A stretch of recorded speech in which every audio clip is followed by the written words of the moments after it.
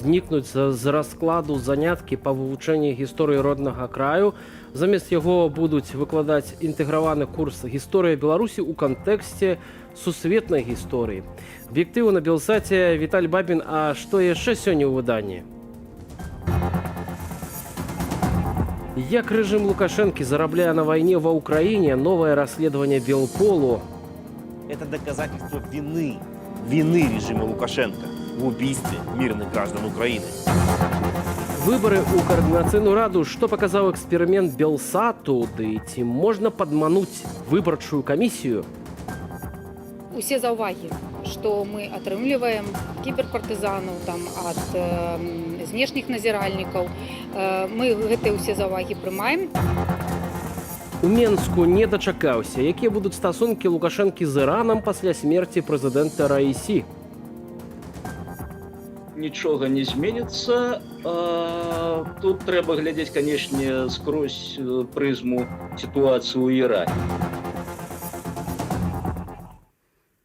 Падстанцыйныя прадпрыемствы вайсковай прамысловасці Беларусі працягваюць вырабляць дэталі для расійскіх танкаў. Дзеля абыходу санкцыяў рэжым Лукашэнкі стварыў шэраг фірмаў пракладак і зарабляе на падстанцыйнай прадукцыі вялізныя грошы. Пра гэта вядзецца ў новым расследаванні ініцыятывы Белпол пад назваю «Зброевы барон» або «Як Лукашенко бярэ ўдзел у вайне». Падрабязней распавядзе Аліна Скрабунова. Ні еўрапейскія санкцыі, ні эканамічнае абмежаванне США і Канады не замінаюць беларускай кампаніі «Пелінг» зарабляць на вырабе прыцэлаў для расійскага войска. Это доказательство, и не только участие, это доказательство вины режима Лукашенко в убийстве мирных граждан Украины, разрушении городов, геноциде украинского народа. А также это прямое доказательство заработка на всем этом. Сярод прадукцыі «Пелінгу» танкавы панарамны прыцэл, што павышае дакладнасць баявой машыны пры нанясенні ўдару. У абыходзе санкцыяў кампаніі дапамагае шэраг прадпрыемстваў і заводаў, як беларускіх, гэтак і замежных. Вось толькі пра такую супрацу партнёры «Пелінгу» распаўсюджвацца не жадаюць. Эти люди боятся того, что при захвате российской боевой техники украинскими военными будет установлен производитель прицела. Иначе как объяснить тот факт, что в последнее время на наклейках производимой компанией продукции исчезла надпись «Рух Сервомотор Made in Belarus».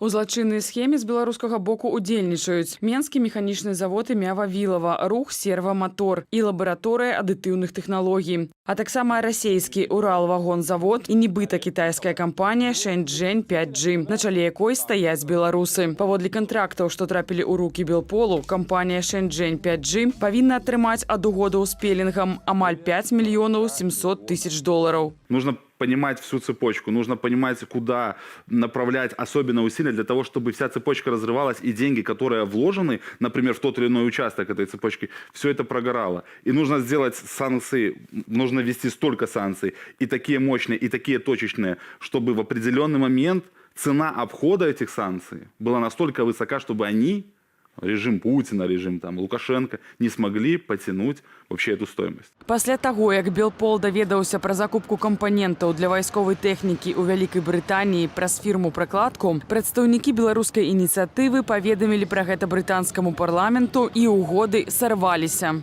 То же самое, когда стало известно Тайваню о том, что опять-таки собираются закупаться определенные комплектующие в Тайване. Тайвань все вот эти связи прервал и увеличил на 15 раз штрафы для компаний, которые работают с Беларусью и Россией. Гэткім чынам расследаванне выкрыла не толькі новыя факты датычнасці Лукашэнкі да ваенных злачынстваў ва ўкраіне, але і тое, што ўведзеныя санкцыі маюць свой эфект. Ужо зараз кітайскія банкі, асцерагаючыся другасных амерыканскіх санкцый, адмаўляюцца ад фінансавых аперацый з Расіі. Па-другое, трэба ажыццявіць гарманізацыю гандлёвых санкцый, чаго мы дабіваемся ўжо доўгі час паміж Расіяй і рэжымам Лукашэнкі, бо расследаванне паказала, што беларускія прадпрыемствы ВПК у адрозненні ад расійскіх маглі атрымліваць камплектуючыя з таго ж Тайваня. У межах свайго расследавання пра «Пелінг» Белпол таксама высветліў, што Расія плануе наступны буйны наступ на Украіну на пачатку лета. Пра гэта ініцыятыва абяцала распавесці больш падрабязней неўзабаве. Аліна Скрабунова, Смирнова, Белсат. Намеснік міністра ўнутраных справ Беларусі Мікалай Карпянкоў стварыў фонд пад назвай «Маладая гвардыя». Ён мусіць аб'яднаць усе існыя ў краіне вайскова-патрыятычныя клубы моладзі і забяспечваць ім фінансавую дапамогу. Паводле Карпянкова, сярод мэтаў фонду, цытата, «выхаванне юных патрыётаў і развіццё патрыятычнага моладзевага руху ў краіне». Плануецца, што фонд «Маладая гвардыя» будзе арганізоўваць дабрачынныя акцыі, культурніцкія, спартовыя і духоўныя імпрэзы, у тым ліку за кошт спонсараў. Цяпер у апякунскі склад фонду ўваходзіць прынамсі 13 асобаў, сярод іх прапагандысты, сілавікі, бізнэсоўцы. Дырэктаркай установы прызначылі праўладную паліталагіню Аллу Веруш. Цяпер у Беларусі дзее 18 вайскова-патрыятычных клубаў, яшчэ амаль 4000 дзяцей вучацца ў гэтак званых патрыятычных класах, адкрыццё якіх у кожнай школе краіны ініцыявала Міністэрства адукацыі летась.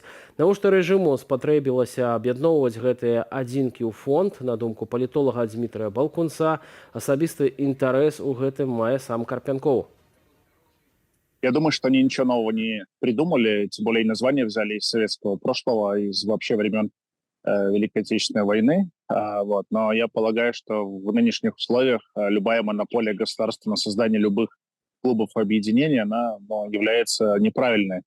Я сторонник того, чтобы было много разных клубов, но чтобы это была инициатива снизу. Карпенков и другие люди, они сейчас хотят, видимо, и бюджет освоить, потому что под это деньги сразу будут выделены, и можно неплохо себя прикармливать, подкармливать каких-то своих родственников, любовниц Карпенкова или любовников его, в зависимости от ориентации. И в этой ситуации, конечно, Карпенков является одним из тех людей, которые хочет нажиться на текущей ситуации. Сейчас такие проекты будут очень хорошо заходить на подпись к Лукашенко, потому что он раздает деньги, а он деньги не любит раздавать. Но если Карпенков ему объяснит, зачем это надо, то, может быть, денег дадут. У Іране абвесцілі жалобу. Крамлёўскі і лукашэнкаўскі рэжымы выказалі спачуванні з нагоды гібелі прэзідэнта Ірану. Кім быў Ібрагім Раісі, і якія дачыненні звязвалі яго з Лукашэнкам, разбіралася Ірына Драфійчук. У Іране ўзнялі чорныя сцягі. 5-дзённую жалобу абвесцілі пасля гібелі прэзідэнта краіны. Ібрагім Раісі разбіўся на верталёце. Разам з ім загінулі некалькі высокіх чыноўнікаў ды рэлігійных асобаў. Гэта сумная навіна не толькі для мяне, але і для шматлікіх людзей у краіне. Урэшце ён абраны прэзідэнт Ірану. Калі учора гэта адбылося і калі сёння раніцай гэтая навіна пацвердзілася, мы сапраўды адчулі, што страцілі важнае падтрыманне і сілу. Ібрагім Раісі вяртаўся верталётам з іранскай правінцыі на мяжы з Азербайджанам, дзе ён з прэзідэнтам суседняй краіны Ільхамам Аліевым удзельнічаў у цырымоніі адкрыцця дамбы на рацэ Аракс.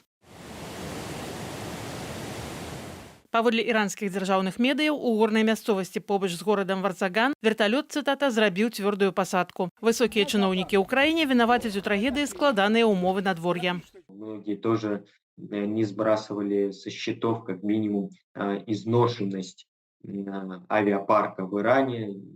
Как известно, страна много лет находится под санкциями, и авиация сильно страдает из-за этого. Іранскі палітычны аналітык Араш Азізі са спасылкай на крыніцы ва ўрадзе краіны агучыў версію, што прэзідэнта маглі забіць. З гэтым не згодны эксперт у нееўрапейскіх цывілізацыях Яўген Красулін.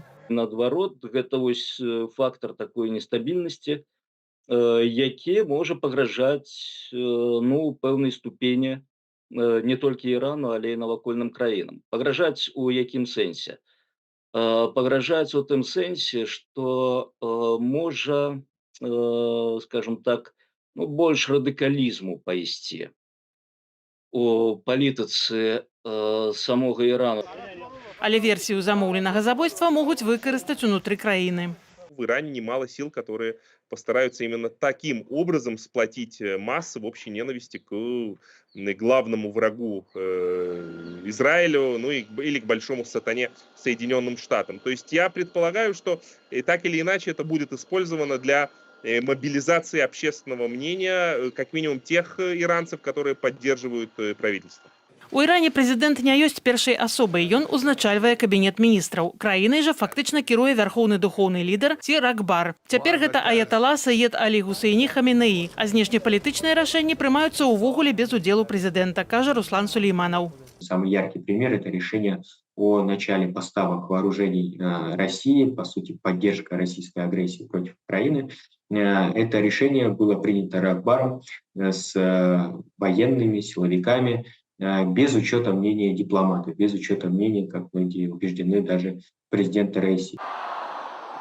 Ібрагім Раісі перамог на прэзідэнцкіх выбарах у 2021 годзе. Яго называлі прыхільнікам жорсткай лініі і ў замежнай, і ва ўнутранай палітыцы.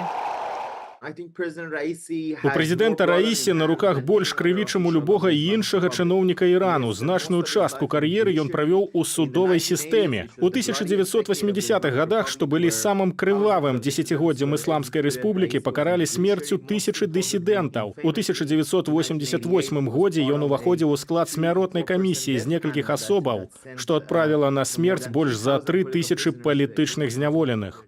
Жалобу з нагоды гібелі іранскага прэзідэнта абвесцілі ў Ліване і Пакістане. Спачуванні выказалі суседнія краіны, а таксама Еўразвяз. Злучаныя Штаты, што не маюць дыпламатычных стасункаў з Іранам, смерці прэзідэнта не каментавалі. Пуцін назваў Раісі сябрам Расіі, а Лукашенка сябрам Беларусі. Летась падчас візіту Лукашэнкі ў Тэгеран іранскі прэзідэнт заявіў, што Іран гатовы падзяліцца з Беларуссю досведам супрацьстаяння санкцыям. Сёлета Раісі чакалі з візітам у Менску. Смерць прэзідэнта нічога не зменіць у беларуска-іранскіх стасунках, мяркуе Яўген Красулін. Раісі для беларускага рэжыму быў прэзідэнтам адной з нешматлікіх краін, з якой гэты рэжым яшчэ можа падтрымліваць адносіны. Власна кажучы, гэта не столькі персона у беларуска-іранскіх, скажем, адносінах, колькі функцыя. Раісі выконваў гэтую функцыю лідара гэтай самай сяброўскай для рэжыма краіны. Цяпер гэтую функцыю будзе выконваць іншая асоба. Абавязкі прэзідэнта Ірану пераняў першы віцэ-прэзідэнт Магамад Махбер. Цягам 50 дзён ён мае арганізаваць новыя выбары. Ірына Дарафейчук, Белсат. Тым часам прэм'ер-міністр Ізраілю Беньямін Нетаньяху, міністр абароны краіны, Йоам Галянт і лідары Хамасу могуць паўстаць перад міжнародным крымінальным судом. Просьбу выдаць ордэр на іхны арышт выказаў пракурор установы Карым Хан. Ізраільскае кіраўніцтва паводле Хана павінна несці адказнасць за злачынствы супраць чалавецтва ў дачыненні мірных жыхароў Газы. Сярод іншага пракурор абвінавачвае ізраільскіх дзеячаў у адмове ад перадачы гуманітарнай дапамогі, што ў тым ліку прыводзіла да голаду. У сваю чаргу абвінавачанне супраць 3 лідараў Хамасу Яхі Сінуара, Ісмаіла Гані і Мухаммеда Даіфа звязанае з нападам тэрарыстычнай арганізацыі на Ізраіль 7 кастрычніка летась. Тады ўдзельнікі групоўкі забілі каля 1200 мірных ізраільцянаў, а яшчэ 242 асобы ўзялі ў палон. Прэм'ер-міністр Ізраілю назваў запад пракурора скандальным і адзначыў, што гэтае рашэнне ніяк не паўплывае на ягоную дзейнасць. Набліжаюцца выбары прадстаўнікоў у каардынацыйную раду 3-го склікання, аднак чым бліжэй дзень Х, тым больш пытанняў з'яўляецца да выбарчай камісіі. Ці будзе галасаванне празрыстым і бяспечным, разбіралася Кацярына Гардзеева. Да выбараў новага складу каардынацыйнай рады засталося 4 дні. Узяць удзел у галасаванні, якое пройдзе 25-27 траўня, змогуць усе ўладальнікі беларускага пашпарта, нават пратэрмінаванага. 5 дзён да выбараў. Усё прыгатавана, усё на апошні гузік. Хто пачне? Наколькі мы ведаем, так. Так, самае асноўнае, што тычыцца тэхнічнага боку, канешне, так, гатова, але мы дагэтуль усё роўна працягваем праводзіць так званыя краш-тэсты. Пад выбары каманда Паўла Лібера распрацавала адмысловую праграму «Беларусь ID», якую можна спампаваць на мабільны тэлефон. Мы лічым, што гэтыя выбары бяспечныя пры ўмове, што людзі, якія скарыстаюцца гэтай прыладай, адпаведным чынам гэтую прыладу выдаляць са сваіх тэлефонаў і адпаведным чынам выдаляць следы з Apple Store і Google Market. Аднак напярэдадні журналістка Белсату пратэставала «Беларусь ID» і высветліла, што праграма дазваляе прагаласаваць з падробленым пашпартам, вырабленым у хатніх умовах і раздрукаваным на звычайным принтере. У нас сейчас тестовая версия, она скорее для того, чтобы показать процесс, поэтому, во-первых, там отключена часть проверок, а во-вторых, очень важно, что Даже те проверки, которые у нас сейчас подсвечиваются как проверки с повышенным риском, мы пропускаем, потому что мы мы сами смотрим, какой процент у нас потенциально таких рискованных транзакций. Почему мы их пропускаем? Потому что нам очень интересно понять, собственно, какие у нас возникают ситуации. Беларусам унутры краіны не рэкамендуюць спампоўваць праграму «Беларусь ID» да 25 траўня, бо ў гэты дзень арганізатары апублікуюць інструкцыю аб выдаленні лічбавых слядоў. Кіберпартызаны паглядзяць, наколькі бяспечнае гэтае прыкладанне. На дадзены момант яны кажуць, што немагчыма поўнасцю бяспечна спампаваць і потым выдаліць прыкладанне, калі пампуеш на iOS-сістэмы з App Store. І хутчэй за ўсё тое ж самае можна сказаць і пра Android-сістэмы. Таму кіберпартызаны вельмі раюць, каб зрабілі веб-версію. Зноўку гэта ўсё дапільваецца літаральна перад самім днём галасавання, нягледзячы на тое, што калі няма часу на тое, каб выпрацаваць бяспечнае рашэнне, якое можна пратэставаць, то трэба было яшчэ адкладаць гэтую працэдуру выбараў. Аднак пакуль, падобна, гэтае пытанне перад прадстаўнікамі выбарчай камісіі не стаіць. Не ўздымалі яго і ўдзельнікі ўчарашняй канферэнцыі, прысвечанай электаральнай кампаніі. Як будуць выглядаць гэтыя выбары, было, прынамсі, абвешчана за паўгады да тэрміну сканчэння паўнамоцтваў Рады другого склікання. Вось, на жаль, за гэты час працэдуры, якія былі прасцейшыя, больш празрыстыя і у пэўным сэнсе больш прасунутыя і дасканалыя, яны не былі выпрацаны. Зрэшты, недасканаласць праграмы для галасавання не адзіны выпадак, што выклікаў пытанне да бяспекі людзей у гэтай электаральнай кампаніі. Яшчэ раней выявілася, што некалькі кандыдатаў з выбарчых спісаў пісалі даносы ў КДБ. Як толькі гэта стала вядома, іх кандыдатуры знялі. Цяпер арганізатары абяцаюць улічыць усе хібы. Усе заўвагі, што мы атрымліваем ад кіберпартызанаў, ад знешніх назіральнікаў, мы гэтыя ўсе заўвагі прымаем, апрацоўваем і удакладняем, каб гэта было зразумела карыстальнікам і, канешне ж, нам таксама. Сёлета ў каардынацыйную раду балатуецца 265 кандыдатаў з 12 спісаў. З іх у склад прадстаўнічага органу пройдуць 80 чалавек. Тэрмін іх паўнамоцтва ў складзе 2 гады. Напярэдадні галасавання 24 траўня наш канал зладзіць выбарчыя дэбаты між прадстаўнікамі палітычных кааліцыяў. У жывым эфіры а 21 гадзіне. Кацярына Гардзеева, Белсат.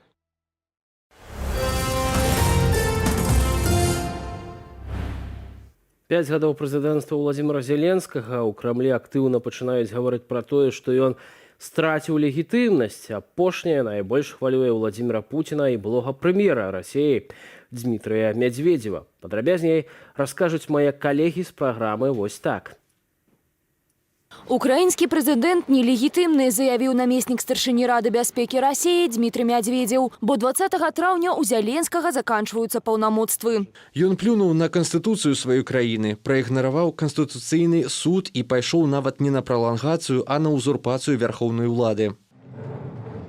На пачатку траўня ў прэс-службе расійскай замежнай выведкі паведамлялі, што Зеленскага падтрымліваюць менш за 20% украінцаў. Нелегітымным з 21 траўня назваў прэзідэнта Украіны расійскі прадстаўнік УАН Васілій Нябензя. Гэта абмяркоўваў і міністр замежных справаў Расіі ў гасцях у пракрамлёўскіх известий. Что касается 20 мая и что будет 21 мая, давайте доживем до этого.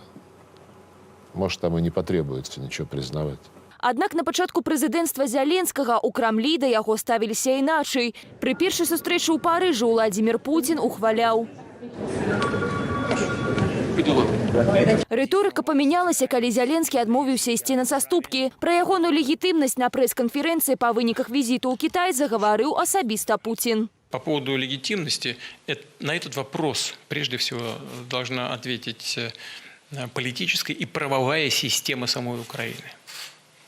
Там в Конституции есть всякие варианты. Эту оценку, конечно, прежде всего должен дать Конституционный суд. Но для нас это, конечно, имеет значение. Правовая система Украины отказ дала. Легитимность Зеленского подтвердила Центральная выборчая комиссия. У адпаведнасці з Канстытуцыяй Украіны прэзідэнт Украіны выконвае свае паўнамоцтвы да ўступлення на пасаду новаабранага прэзідэнта. У законе о прававым рэжыме военнага становішча вызначана, што ягоныя паўнамоцтва працягваюцца да ўступлення на пасаду новага прэзідэнта, абранага пасля адмены военнага становішча. Базуючись на перемовних розмовах з Грунтуючыся на перамовах з іншымі міжнароднымі партнёрамі, усе партнёры выразна разумеюць, што ў працэсе вайны выбары праводзіць немагчыма. Таму ёсць поўнае падтрыманне легітымнасці цяперашняй улады, пакуль не прыйдзе перамога.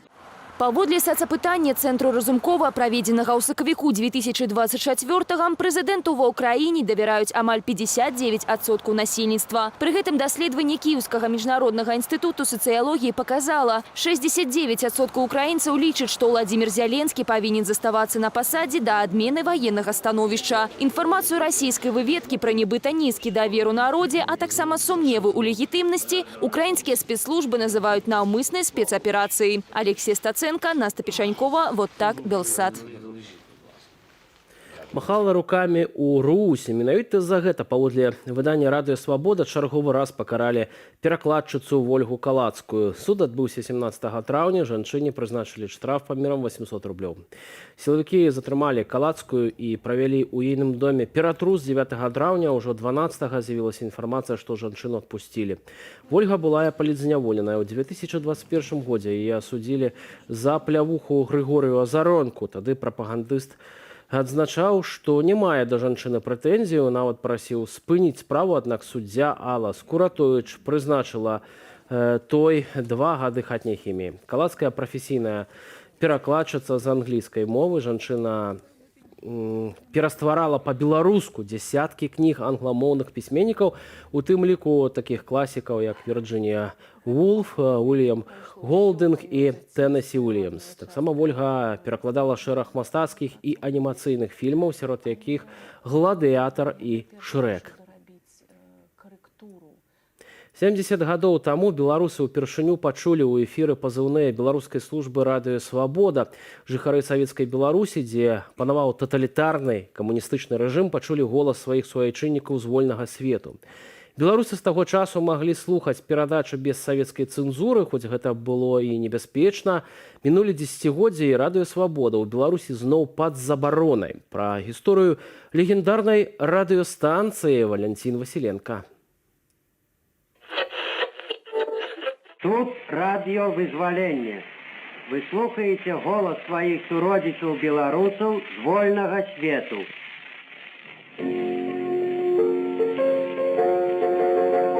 Гэтыя словы прагучалі ў эфіры роўна 70 гадоў таму. У свеце трывала халодная вайна. Беларусь яшчэ не ачомалася ад сталіншчыны. З ініцыятывы амерыканскага камітэту вызвалення ад бальшавізму з Мюнхену пачало весці беларускамоўную трансляцыю «Радыё Вызвалення», якое пазней перайменавалі ў «Радыё Свабода».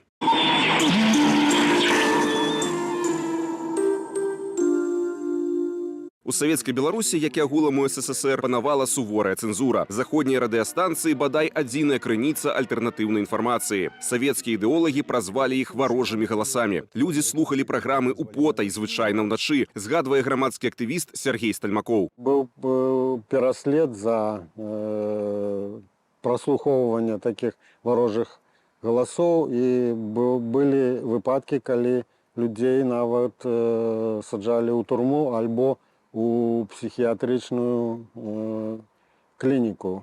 Сігналы галасоў, у тым ліку беларускай свабоды, душылі радыёглушылкамі.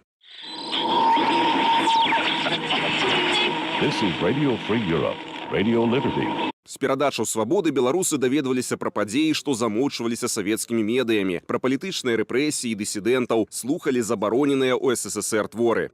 Зноў 25 сакавік. Дзень беларускі, наш, усіхны.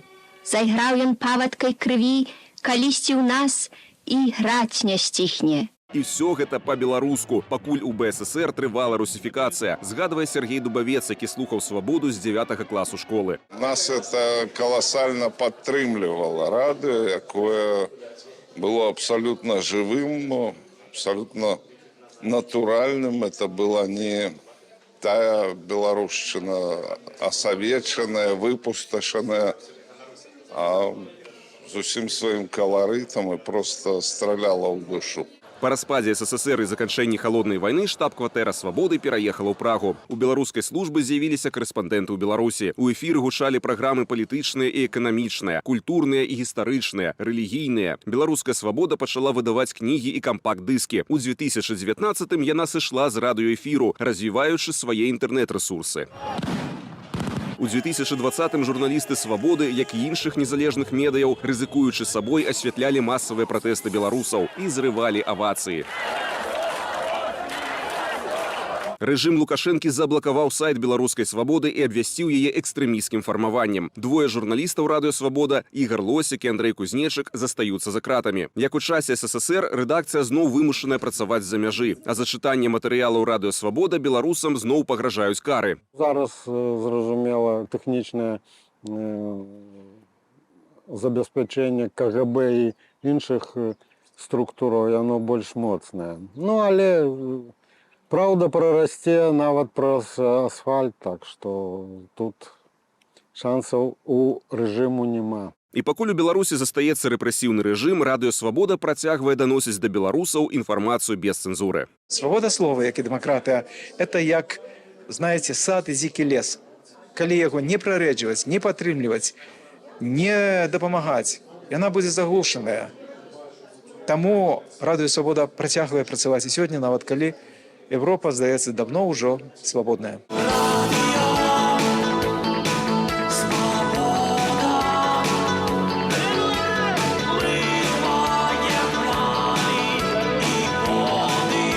Валентин Василенко, Белсад.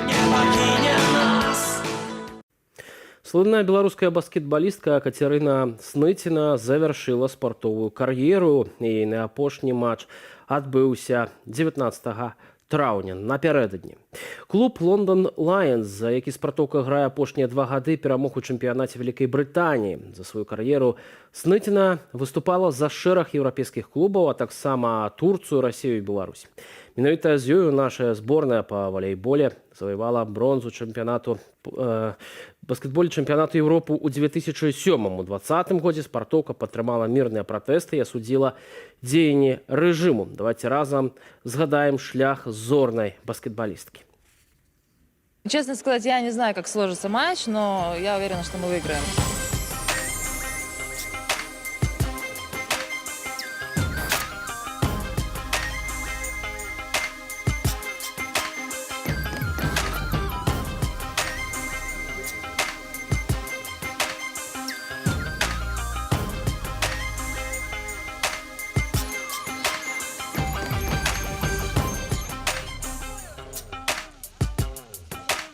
Спортсмены, которые выступают за национальную команду, они действительно, они сейчас представляют не нацию, не народ, они представляют режим, они представляют именно вот это правительство, которое сейчас в заложниках, грубо говоря, удерживает 9 миллионов человек.